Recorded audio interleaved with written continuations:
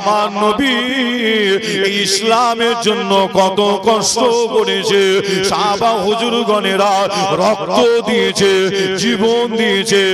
আজ ইসলামকে আমরা টুকরো টুকরো করে দিয়েছি। দুঃখের সাথে জানাতে হয়, আজ আমার মতন পীরজাদা, পীর সাহেব, আমার মতন মলি সাহেব, মাওলানা সাহেব ইসলামটাকে টুকরো টুকরো করে দিয়েছে। ইসলামটাকে টুকরো টুকরো করে দিয়ে আপনার সাধারণ মানুষগুলোকে ভাগ করে রেখে দিয়েছে। মুসলিম উম্মার ঐক্যের জন্য আগিয়ে এসো। এই 2025 সাল কঠিন সময়, কঠিন টাইমে মুসলমানদের মধ্যে মিল মোহাব্বতের জন্য আগিয়ে এসো।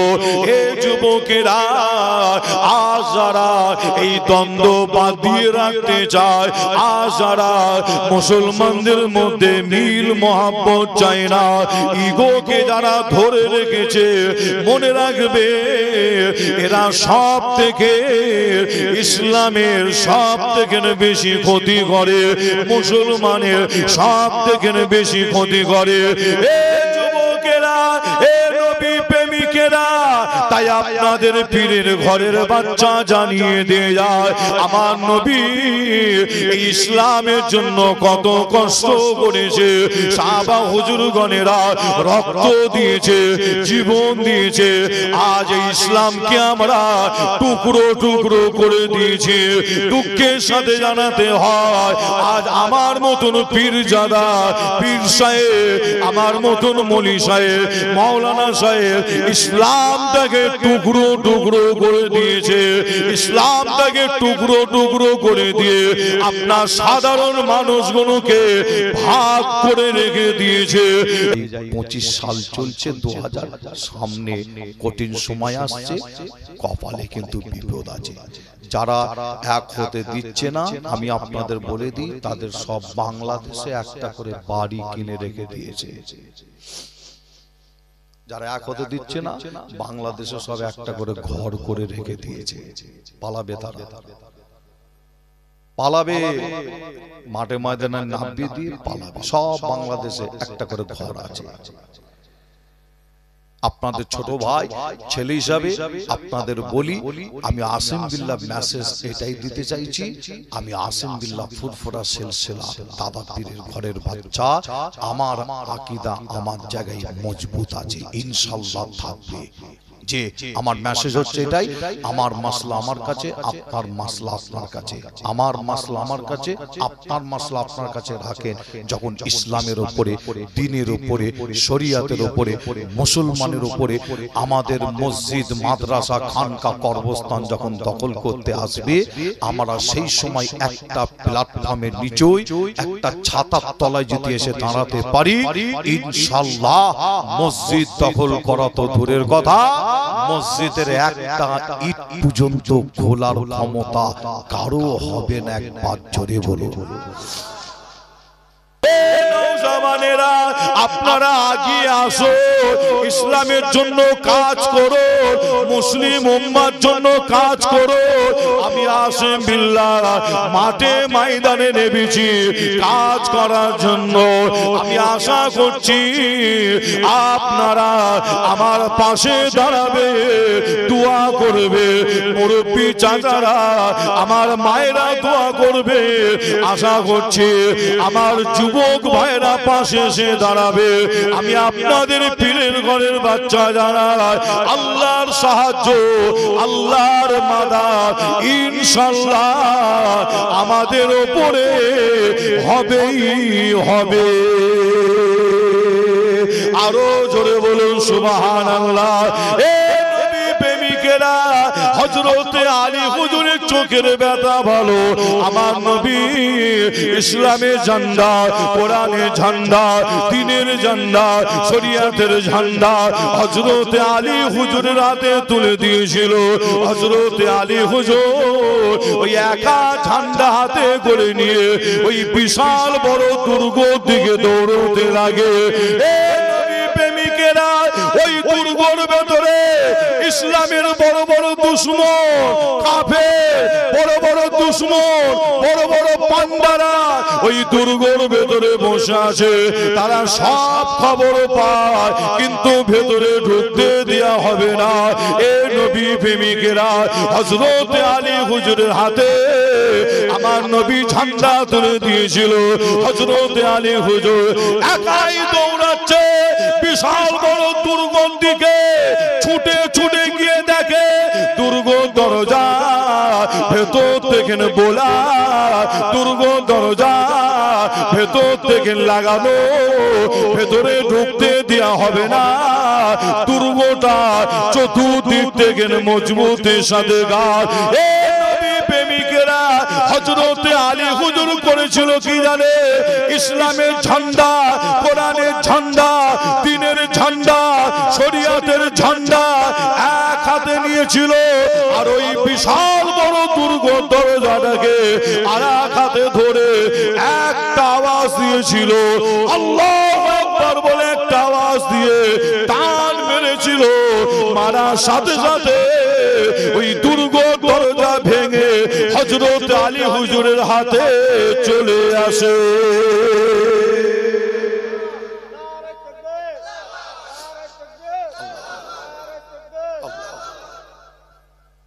হযরত আলী হুজুর এক হাতে দুর্গ দরজা, একা গেছে, এক হাতে দুর্গ দরজা। দরজা বলতে আমার আপনার ঘরের দরজা, যেটা বিশাল বড় দরজা, এক হাতে ঝান্ডা ইসলামের, আর এক হাতে দরজাটাকে ধরে ওখানে দাঁড়িয়ে একটা আওয়াজ দিয়েছে। কি আওয়াজ? আল্লাহু আকবার বলে একটা আওয়াজ দিয়ে টান মেরেছিলেন। মারার সাথে সাথে দরজা ভেঙে হযরত আলী হুজুরের হাতে, আর হযরত আলী হুজুর সেই দরজা ভেঙে ছুঁড়ে ফেলে দিয়েছিলেন। হাদিস শরীফ সাক্ষী দেয়।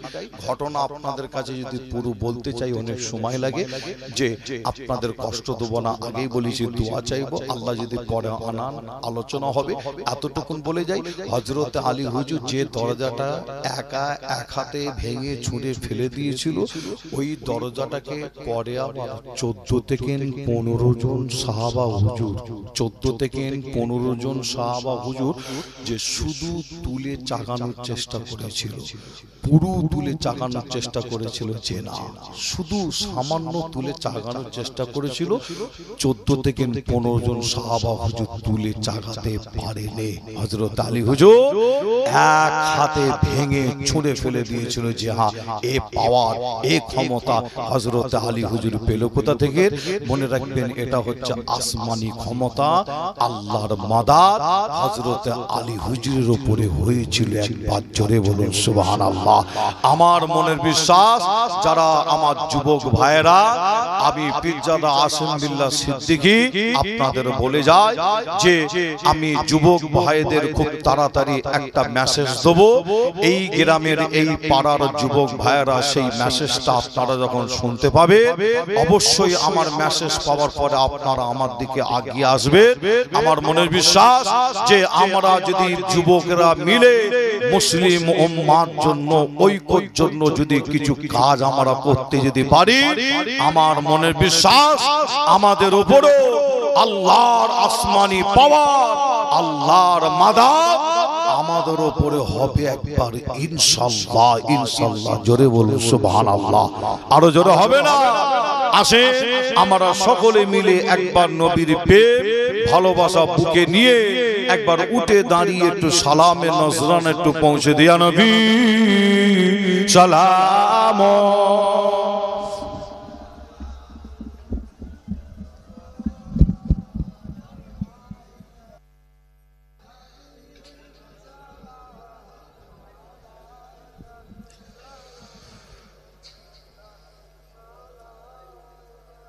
মাশাআল্লাহ, মারহাবা। আমরা প্রত্যেকে উঠে দাঁড়িয়েছি নবীর প্রেম ভালোবাসা বুকে দিয়ে আমরা সালাম করব বলে উঠে দাঁড়িয়েছি। আমার পাশে দাঁড়িয়েছে ইমাম সাহেব, তাই তো নাকি? বাড়ি কোথায়? এই গ্রামে? জি, ঠিক আছে, আলহামদুলিল্লাহ। আচ্ছা, গ্রামের ইমাম মানে মনে হয় ঠিক মহব্বত আপনারা মনে হয় করেন না, মনে হয় নাকি? করেন? ভালোবাসেন? ভালোবাসেন না আপনারা? মহব্বত করবেন, ভালোবাসবেন। আমি বলে যাচ্ছি বলে যে না, কর্তব্য যে ইমাম সাহেবকে মহব্বত করবেন, ভালোবাসবেন। ইমাম মানে কাছের মানুষ নয়, ইমাম মানে দূরের মানুষ মনে হয় নাকি? বলুন বলুন। ইমাম মানে কাছের না দূরে? কাছের না। যখন কোন ব্যক্তির আব্বাজান আল্লাহটাকে সারা দেন অর্থাৎ ইন্তেকাল করে, জানাজার নামাজটা পড়াই কে পড়ায়? কারো যখন মা মারা যায় জানাজা পড়াই কে? ইমাম সাহেব। তাই তো নাকি? এক কথা, আত্মীয় স্বজন গ্রামের পাড়ার যে আপনার যখন কেউ মারা যায় জানাজার নামাজ ইমাম পড়ায়। শুধু নামাজ পড়ায় যে না, নামাজ পড়ে খাটিয়া কাঁধে করে নিয়ে কবরস্থানে যায়, সেখানে গিয়ে ইমাম সাহেব মাটি দেয়। মাটি দেওয়ার পরে ইমাম সাহেব কবরস্থানের ধারে দাঁড়িয়ে আবার দুটো হাত তুলে আল্লাহর দরবারে দোয়া চায়। কি দোয়া চায় না? কাছেন না দূরে? এবার আপনাদের কাছে জানতে চাই, আমার ইমাম সাহেব ভাইয়ের সাথে এর আগে কিন্তু পরিচয় হয়নি, হয়েছে কি না? আজকে এসে কি দেখা হলো কি? আজকে যাই হোক, আপনার ফুরফুরা দরবার শরীফে গিয়েছিলেন। আল্লাহ করে যে আপনাদের ছোট ভাই ছেলে হিসাবে আপনাদের কাছে তাহলে এবার জানতে চাই, আল্লাহ করে আপনারা ইমাম সাহেবের মাইনেটা নিশ্চয়ই মাসে 70 থেকে 75,000 টাকা দেন মনে হয়, দেয় না? হ্যাঁ, কেন দেবে না? কেন? অবশ্যই দেবে। আমি বলে যাচ্ছি, পীরের ঘরের বাচ্চা আসিম বিল্লাহ সিদ্দিকী বলে যাচ্ছি, মসজিদ কমিটি আপনারা যেনারা আছেন বা গ্রামবাসীরা সকলে মিলে, গ্রামবাসীরা মিলে তো একটা মসজিদ কমিটি হয়, তাই তো নাকি? সকলে মিলে ওনাদের 5 জন 7 জনকে কমিটি করা হচ্ছে। যে আমি আসিম বিল্লাহ সিদ্দিকী বলে যাচ্ছি, ইমাম সাহেবের মাইনে মাসে আপনারা 70 থেকে 75,000 টাকা আপনারা দেবেন। যে অবশ্যই মাইনেটা করার চেষ্টা করবেন। যে কেন বললাম?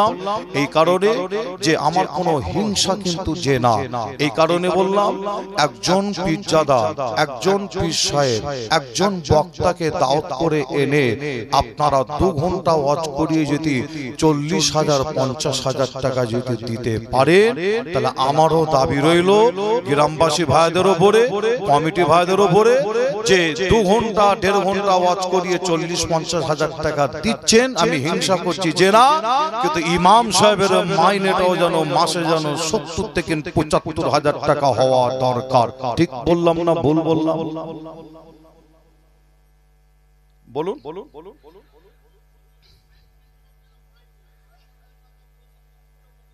হাই সর্বনাশ করেছে,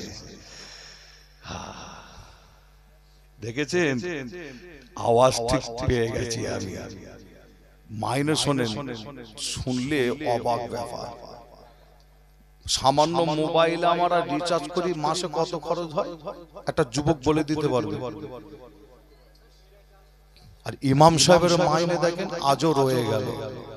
ইমাম সাহেবের মাইনে আজও সেই সেরকম রয়ে গেল যে আপনারা 50,000 60,000 টাকা 40,000 টাকার বক্তা যখন আনা বন্ধ করে দেবে, তখন ইমাম সাহেবের মাইনেটাও যদি কম দেন তাহলে মেনে নিতে পারলাম। 2 ঘন্টা 1.5 ঘন্টা ওয়াজ করে 60,000 70,000 টাকা 40,000 টাকা দিচ্ছে, আর ইমাম সাহেবের মাইনে আজও 3,500 4,000 টাকা। এটা মানা যাবে না। ইমাম সাহেবের মাইনেটাও 60 থেকে মোটামুটি 75,000 টাকা হওয়া দরকার। আমি আসিম বিল্লাহ মনে করি। জানি না আমার এই কথাটা শুনে আপনারা কে কি ভাবলেন, কে কিভাবে নিলেন আমি জানি না। আমি এটা হক কথা বলে গেলাম। আল্লাহ আমাদের সকলকে বোঝার তৌফিক দান করেন। জোরে বলুন আল্লাহুম্মা আমিন। আর একটু জোরে বলুন আল্লাহুম্মা আমিন। আসেন আমরা সকলে মিলে নবীর প্রেম ভালোবাসা বুকে নিয়ে দাঁড়িয়েছি, সালাম পড়ব। এই কিয়াম সালাম পড়া অনেকে বাড়াবাড়ি করে, খবরদার আপনারা বাড়াবাড়ি করবেন না। যদি দাদা হুজুরের মুরিদ বলে দাবি করে, বাড়াবাড়ি করবেন না। দাদা হুজুর করে রে, 5 হুজুর করে রে, আল্লাহ মারহুল আমি সাহেব করে রে, একটা প্রমাণ যদি কেউ দেখাতে পারে, আমি আসিম বিল্লাহ সিদ্দিকী ওই ব্যক্তির কথা অনুযায়ী পরের দিন থেকে আমিও কিয়াম সালাম নিয়ে তাহলে আমিও বাড়াবাড়ি করব। একটা প্রমাণ দেখাতে পারবেন না যে দাদা হুজুর পীর কেবলা কিয়াম সালাম নিয়ে কোন সময় বাড়াবাড়ি করেনি, পাঁচ হুজুর করেনি, আল্লামা রুহুল সাহেব করেনি, দাদা হুজুরের খলিফারা করে না। কিয়াম পড়া হারামও নাই, কিয়াম পড়া ফরজ নাই, কিয়াম পড়া বেদাত নাই। কিয়াম সালাম পড়া হলো কি? এই কিয়াম সালাম পড়া হলো মুস্তাহাসাম জায়েজ। মুস্তাহাসাম জায়েজ কথার মানে আমরা অনেকে জানি না। মুস্তাহাসাম জায়েজ কথাটা বললেন কে? ফুরফুরার মাটিতে শুয়ে আছে ফুরফুরা পীর আবু বাক্কা দাদা হুজুর পীর কেবলা, তিনি বলছেন মুস্তাহাসাম জায়েজ। আর এই কথার মানে হলো যদি আপনি কিয়াম সালাম যদি পড়েন নেকি সওয়াব পাবেন, আপনি যদি না পড়েন নেকি সওয়াব পাবেন না। পড়লে সওয়াব, না পড়লে গুনাহ নাই। যে আপনার যদি কোনো ব্যক্তি কিয়াম সালাম যদি না পড়ে ওই ব্যক্তিটা গুনাহগার হবে না। পড়লে সওয়াব আছে, না পড়লে গুনাহ নাই। দাদা হুজুর বলছে একজন কিয়াম পড়তে উঠে দাঁড়িয়েছে সালাম পড়ার জন্য, বাবা টেনে তাকে বসাবে না। আর একজন বসে আছে তোকে ওনাকে বাবা তোমার টেনে তুলবে না, জোর করবে না। মুস্তাহাসাম জায়েজ। আর দেখেন মুসলমানদের মধ্যে যত ফিতনা, যত ঝামেলা এই সমস্ত মাসলাগুলোকে নিয়ে, ঠিক না ভুল বলছি বলে? ফরজ নিয়ে কিন্তু মাথা ব্যথা নেই যে 5 ওয়াক্ত নামাজ আল্লাহ ফরজ করেছে পড়তে হবে, পড়তে হবে, এর উপর কথা নেই, ফতোয়া নেই। কিয়াম কে পড়ে নে বলছে তার কোমরে লাথি মেরে ফেলে দেবো। চিন্তা করুন। আল্লাহ হিফাজত করেন, আমাদের সকলকে বুঝার তৌফিক দান করেন। আসেন আমরা সকলেই নবীর প্রেম ভালোবাসা বুকে দিয়ে একটু আমরা রাসূলকে সালাম দিই। ইয়া নবী সালাম।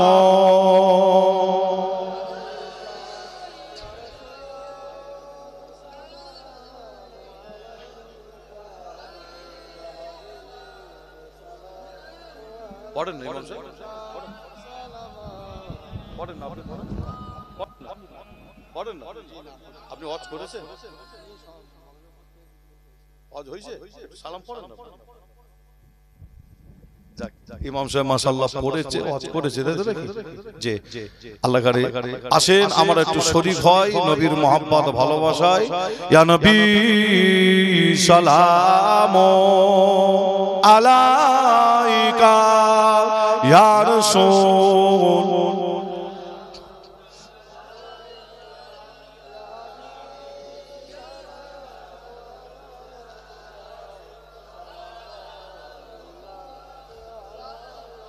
তালাল বদর ও আলাইনা মিন শানিয়াতিল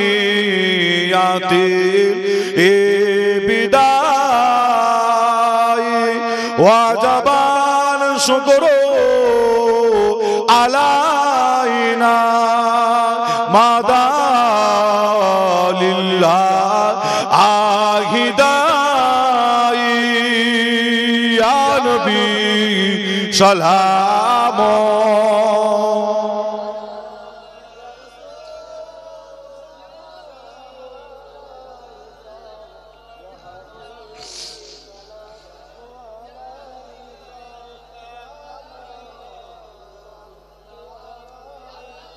নবীজির আব্বা আব্দুল্লাহ, নবীজির আম্মা আমেনা, নবীজির দুদুমা হালিমা, আমার নবীজি রওজা আমাদিনা।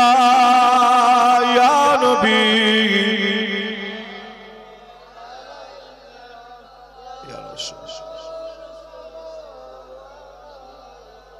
ইয়া হাবিব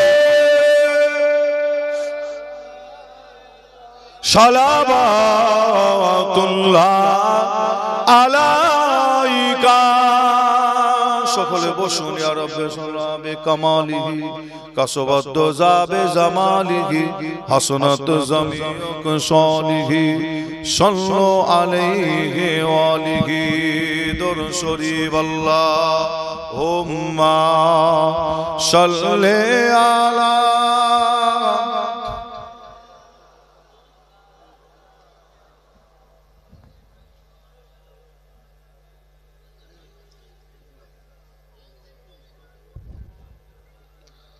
দরুদ শরীফ আল্লাহুম্মা সাল্লি আলা বসুন বসুন বসুন।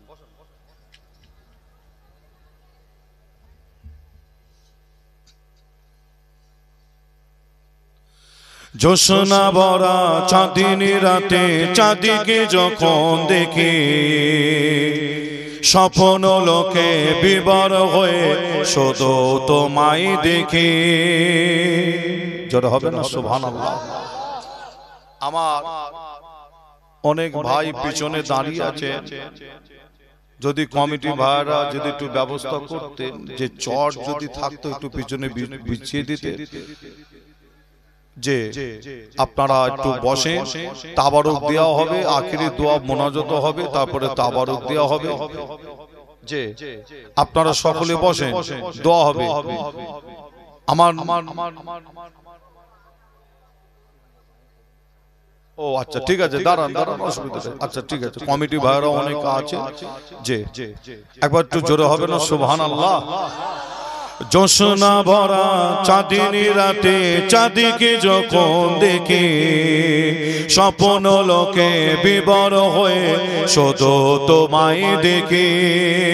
জোসনা ভরা চাঁদিনী রাতে চাঁদিকে যখন দেখি, স্বপ্ন লোকে বিবর হয়ে শুধু তোমায় দেখি। একাই বসে মগন হয়ে ভাবি নীরবে, বিশ্বটাকে সাজিয়েছ অতি নিপুণ ভাবে। বিশ্বটাকে সাজিয়েছ অতি নিপুণ ভাবে। সাদা কালো ধূসর মেঘে খেলা দেখি যখন, হৃদয় আমার ভালোবাসা বেড়ে ওঠে তখন। সাদা কালো ধূসর মেঘে খেলা দেখি যখন, হৃদয় আমার ভালোবাসা বেড়ে ওঠে তখন। একাই বসে মগন হয়ে ভাবি নীরবে, বিশ্বটাকে সাজিয়েছ অতি নিপুণ ভাবে। বিশ্বটাকে সাজিয়েছ অতি নিপুণ ভাবে। জোসনা ভরা চাঁদিনী রাতে চাঁদিকে যখন দেখি, স্বপ্ন লোকে বিবর হয়ে শুধু তোমায় দেখি। আল্লাহুম্মা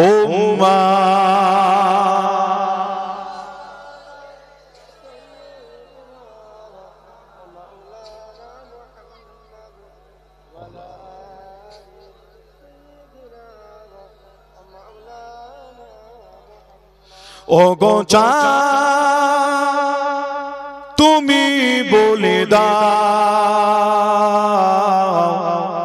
আমার নবীজি কোথায়? জোরে হবে না সুবহানাল্লাহ, আর একটু জোরে হবে না? ও গো চাঁদ তুমি বলে দাও, আমার নবীজি কোথায়? কোথায় গেলে পাবো নবীকে? কোথায় গেলে পাবো নবীকে? পাক নবীজি রওজায়। ওগো চাঁদ তুমি বলে দাও, আমার নবীজি কোথায়? আকাশের তারকারা মিটি মিটি যায়, নবীর আলোয় তারা নিজেকে হারায়। জোরে হবে না? আর একটু জোরে বলবেন না? আকাশের তারকারা মিটি মিটি যায়, নবীর আলোয় তারা নিজেকে হারায়। ওরে কাবা, ওরে কাবা তুমি বলে দাও, আমার নবীজি কোথায়? ওগো চাঁদ মোর নবীজি কোথায় আল্লাহ উম্মা